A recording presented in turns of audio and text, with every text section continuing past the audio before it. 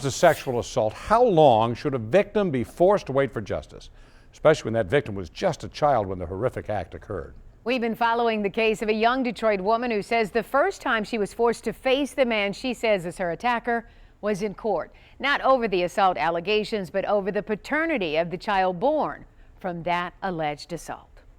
I remember him asking me how old I was, and I told him I was 15. DeLonjanae Amerson was a Detroit teen in foster care at the Vista Maria Home for Girls when she says she was assaulted during a family home visit in May of 2010. The setting, a family birthday party. The atmosphere, unsafe. Everybody was drunk, and she was in the room, and he was on the floor. She didn't know the 29-year-old man who she says followed her into the bathroom. He told me to pull my pants down. Were you afraid? Yeah. It was like I was in a shock. On the night of the assault in May of 2010, DeLonjanae was not taken to the hospital, so no rape kit could be used for evidence. DeLonjanae returned to Vista Maria and says she told a worker about the assault, but nothing would come of it until June when she realized she was pregnant. That's when police were called to Vista Maria. We spoke to the deputy chief of the DPD Detective Bureau, David LaValle. Right. So in 2010, the department was contacted by a 15-year-old girl who indicated that she had been assaulted. As a result of that assault, she also indicated that she was pregnant. According to Detective LaValle, the case could not move forward without more evidence. Before they were able to proceed with a warrant at the time, they needed to collect some DNA evidence. For DeLonjanae, it was a traumatic time. I really was going through it. I tried to commit suicide twice.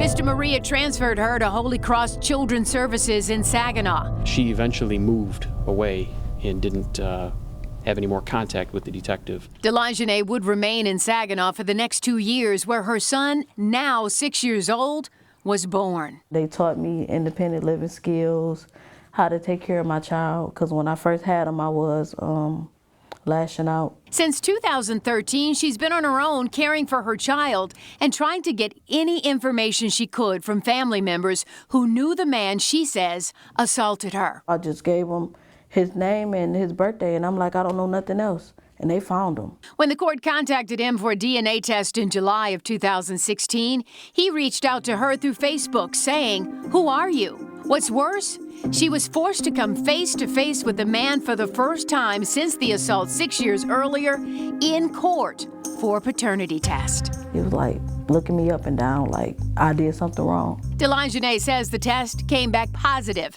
Attorney Shannon Urban from the Detroit Center for Family Advocacy was at her side, but the man she says assaulted her was a no-show.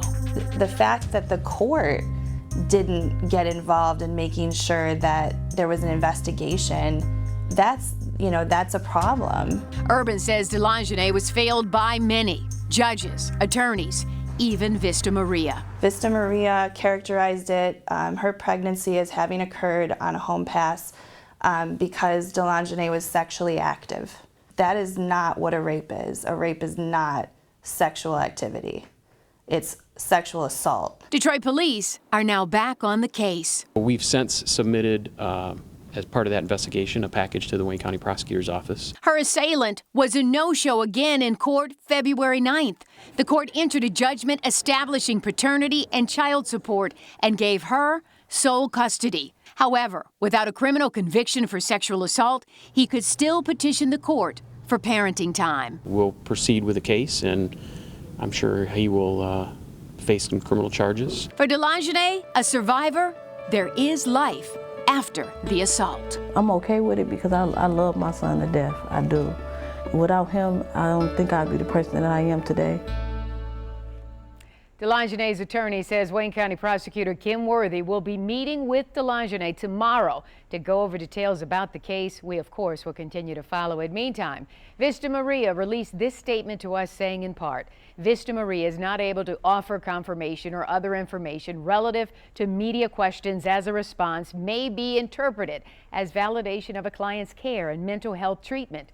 We can assure WXYZ and its viewers that Vista Maria is dedicated to providing the highest level of care, safety, and treatment of our youth. You can read Vista Maria's entire statement on our website right now at WXYZ.com. Stephen? Thank you.